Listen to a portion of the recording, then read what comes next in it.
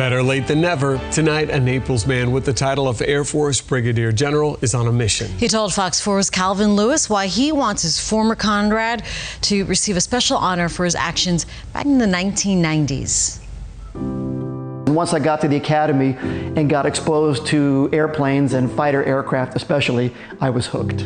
For Air Force Brigadier General Jim Damaris, serving in the military is like family, and those you serve alongside are like brothers. I actually had an uncle who had served in World War II, who by all his accounts single-handedly won the air war over Europe, and I was fascinated by his stories, and he encouraged me to apply to the Air Force Academy, which I did. It was at the academy where Jim would meet Stephen Phyllis. Together, they shared a bond over boxing, both being left-handed or southpaws. Steve and I trained a lot together, and he ended up being in my corner man in a championship bout in about 1980, and that started a friendship that then kind of went a little bit different way. We both went to pilot training. Steve decided he wanted to fly the A-10.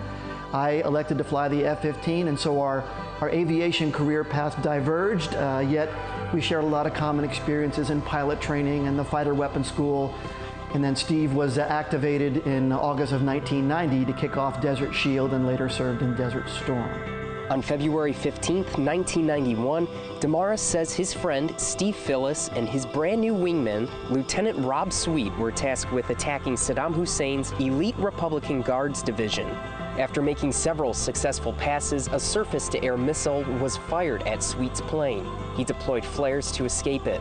A second missile hit him from behind, blowing off part of his wing and sending his plane into a steep spiral. Sweet ejects, and when his parachute opened, he was left dangling over the elite Iraqi armored division he had just finished bombing. Steve flies in orbit over the division to draw fire away from Sweet's descent. He fired flares to draw attention, making his A-10 a target. It's at this moment he knows he's not coming back. He keys the microphone and, using the code word for the day, transmits Enfield 37 is bagged as well.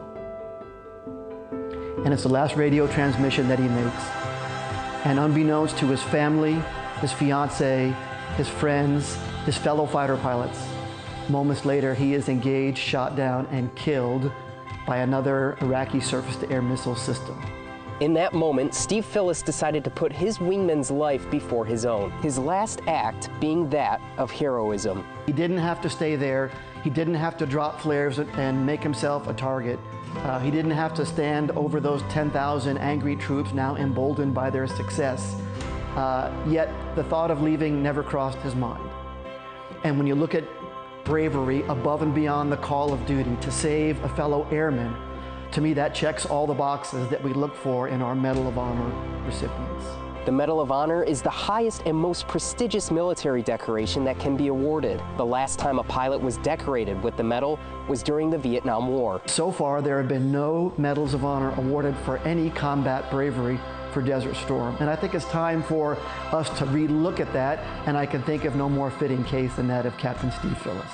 It's a mission that Damaris has taken upon himself to see fulfilled. A mission with the hope that Steve's story lives on. We're going to start with a grassroots campaign and see where it goes, but I have high hopes that as the word of his heroics get out, that it'll get interest from a lot of different outlets and different forms of media to help get the story out to the millions of people who need to hear it. In Naples, Calvin Lewis, Fox 4.